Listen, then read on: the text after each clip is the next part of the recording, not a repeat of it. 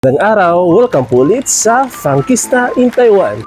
Another day, another video experience na naman po ang ibabahagi ko po sa inyo ngayon dito sa Taiwan. Okay. Kaya kung hindi pa po kayo naka-follow sa page ko, baka naman. Please like, share, and follow po para ma-notify po kayo sa mga latest videos ko po na ibabahagi ko po dito sa Taiwan. Today's video po, ipapasyal ko po kayo sa isa sa malalaking mall dito sa Taichung, Taiwan. Pakita ko po sa inyo kung gaano ito kalaki at gaano ito kalawak. Ibabahagi ko rin po sa inyo kung ano-ano mga stall at brand ang nasa loob ng mall nila. Before that, shoutout muna kay Bay Ray. Kasama ko po yung trabaho dito sa Taiwan. Shoutout sa iyo, Bay. Shoutout din kay paring Dexter. Kasama ko rin po yan sa trabaho dito sa Taiwan. Shoutout sa iyo, paring Dexter. Shoutout rin kay Jomar. Shoutout sa iyo, Jomar. Sama po tayong pumunta sa Taroko Mall dito sa Taichung, Taiwan. Kasi po and enjoy at sana magustuhan nyo po ang video experience na ibabahagi ko po sa inyo ngayon.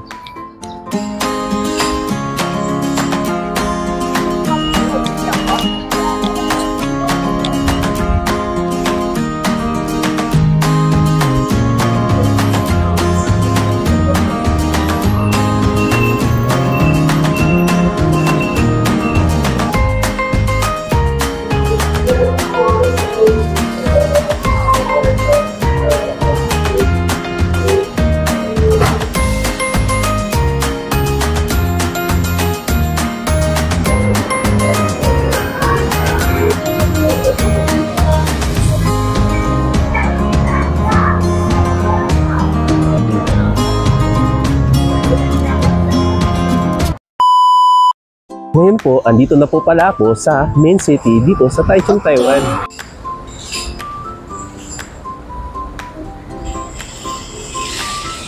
Nakababa ko lang po ng bus kanina at maglalakad na lang po tayo papunta dun sa Taroko Mall dito sa Taichung, Taiwan. Okay. Po, yung mall na pupuntahan po natin ay hindi naman masyadong malayo.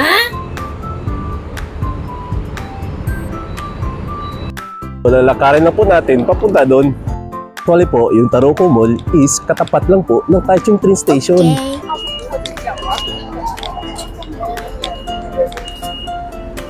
So, dadaan po tayo sa ilalim ng Taichung train station. So, ito po yung ilalim ng Taichung train station. Nice!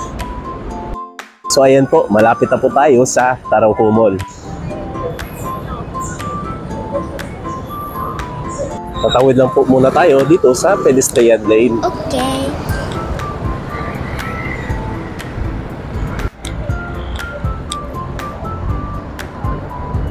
So ngayon po, nakikita ko na po yung Taroko Mall. Yes! So ito po yung Taroko Mall dito sa Taichung, Taiwan. Yan po. Ang taas-taas. Yan. Aantayin na po natin mag-go yung pedestrian lane. Yan po, go na po. Tatawid na po tayo dito para makapasok na tayo sa Taroko Mall.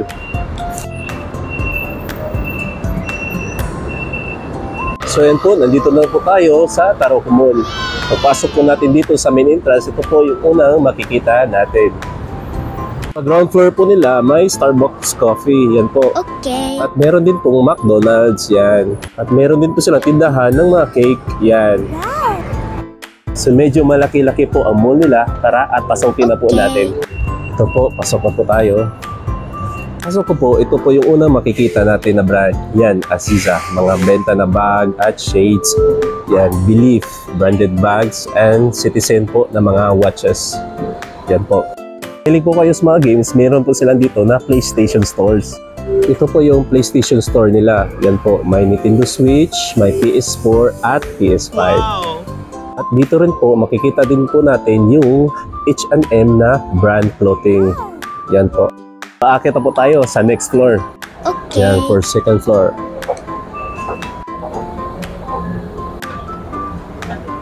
Dito naman po sa second floor nila, may makita tayong clothing brand na Levi's at mga iba't ibang brand na mga watches like Seiko and Casio.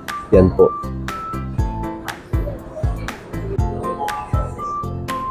Meron din po sila dito ng mga brand na United Colors of Benetton, Sisley, and Second Street po. Yan. Ito rin po, may makikita tayo na brand na Kangol at Owndays. Yan.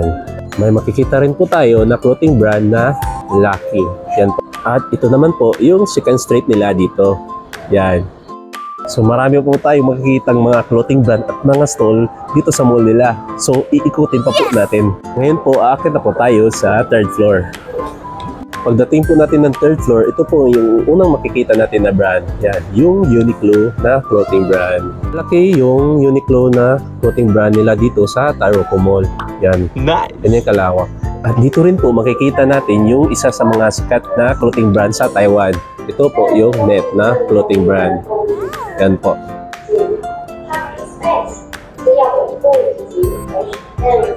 Meron din po sila dito na pink na clothing brand, Matsumi, at Queen Shop.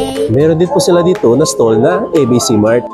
Titingnan po natin yung mga price ng mga sapatos nila kung magkano. Kasi po, yung mga sapatos na binibenta nila dito is mga branded. At iba-iba po mga brand. May Adidas, Nike, Fila, Puma, at Borta. Ito po yung ilang mga sapatos na binibenta nila. At ito yung mga price. Yan po. May tag 27, 29, 29 din.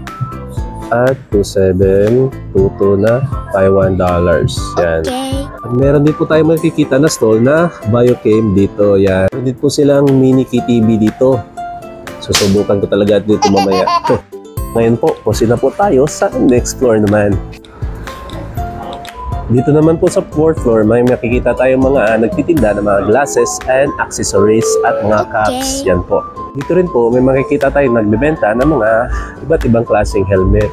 Yan. Nice! Makikita rin po tayo na Life clothing brand dito. Yan po.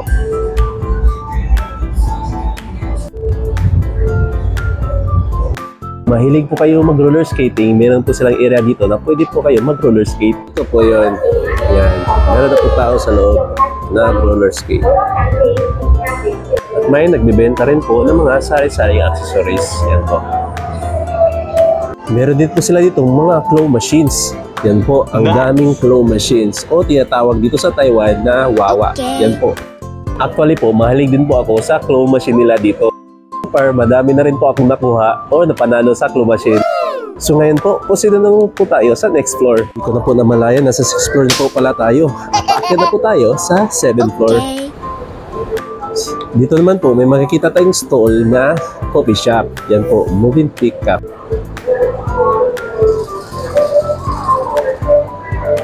At dito rin po, may makikita tayo ng mga brand na katulad ng Nike, New Balance at Puma. Wow! Yan. Meron din po sila ditong mga brand na gaya ng Skechers at Espo Plus. Yan. At dito rin po, may nilagay din po sila na basketball gym. Yan. Nice! Usually po, marami pong naglalaro sa gym nila. Daw po kasing maaga, kaya wala po tayong nakitang naglalaro. Siya lang po mag-isa. Yan. Meron din po tayong makikita na palaruan dito. Yan po, mini bowling at dart game. Meron din po tayo makikita na Adidas brand. Yan. Meron din po sila tindahan ng mga laruan. Yan po. Pangalan ng stall is Funbox Toys. Meron din po tayong makikita na isang restaurant po. Tapos yung pangalan ng restaurant nila is Cats. Yan. So aakyat na po natin yung susunod na floor. Dito naman po, may makikita po tayong Puya Store. Yan po. Mga binibenta po nila is gaya lang po ng Watsons. May mga cosmetics, mga pabango, toothbrush, sabon, lotion, at marami pa pong iba. So may makita tayong mga stall na mga Taiwanese na brand. Yan po. Meron din po tayo makikita na stall na Nitori brand. Yan po. At mostly po, yung mga binibenta nila is mga gamit po na pambahay. Ngayon po, tutuloy na po tayo sa 8th floor nila dito. 8th floor naman po, makikita po natin ang stall na Daiso Japan. Yan po.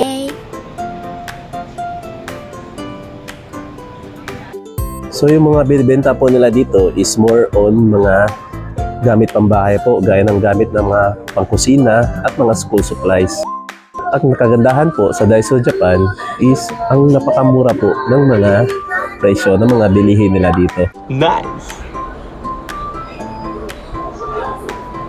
Meron din po sila dito fitness gym. Yan po. At ang pangalan po ng gym nila is Fitness Factory. Okay. Ngayon po, proceed po tayo sa 9th floor. Naman po sa 9th floor nila is makikita po natin yung kalaruan or amusement nila dito sa Taroko Mall. Ito po yung amusement area nila dito sa Taroko Mall. Napakarami po kayong pwedeng piliin na lalaruin dito. Okay. Dito po, meron din po silang dart game. Yan. Siyempre, di po mawawala ang hoop shot. Yan. Mahilig po kayo sa mga driving games, meron din po sila dito. Yan po. Nice! Meron din po silang billiard area dito at bowling area. Yan. Wow! Napakadami po talaga kayong pwedeng laruin dito at sigurado po ako na ma-enjoy kayo. Ito rin po, may makikita po tayong Chinese restaurant. Yan po. Ito po yung mga menu nila. Yan po. Hindi ko po maintindihan. Pero sa picture lang ako magbe-base. Meron din po tayo makikitang pizza restaurant dito. Yan po. Okay. At ito po yung menu nila. Buti na lang po may mga English translation. Yan po. Meron din po silang chicken and burger restaurant po. Yan po. Yan po yung name ng restaurant nila. Bibo Bibo. Ito po yung mga ino-offer nila. Yan. Best sellers nila. Lastly po, aakitin na po natin yung pinaka-dulo ng floor nila dito sa Taroko Mall, which is the 11th floor. Ito po, aakit na po tayo. Ito po sa 11th floor, more on mga Chinese restaurant na po dito. Yan po. Okay. Yung Good Day Pot at Sukiyaki Shabu Shabu. Meron din po tayong makikitang stall dito na ang pangalan is Good Time, Good Food. Okay. Yung service po na ino-offer nila is wedding catering services po. Yan po. Yan. Nice! So yun po yung pinakadulo ng floor nila dito sa Taroko Mall. Ngayon po, pupunta po tayo sa basement nila dito. Yes! Ngayon po, mag-elevator po tayo papuntang first floor. Okay. Pindutin na natin lahat sa kabilaan yan.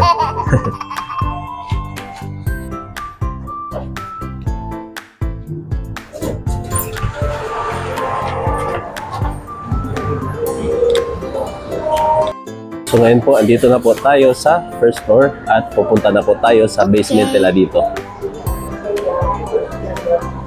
Bababa na po tayo sa basement nila.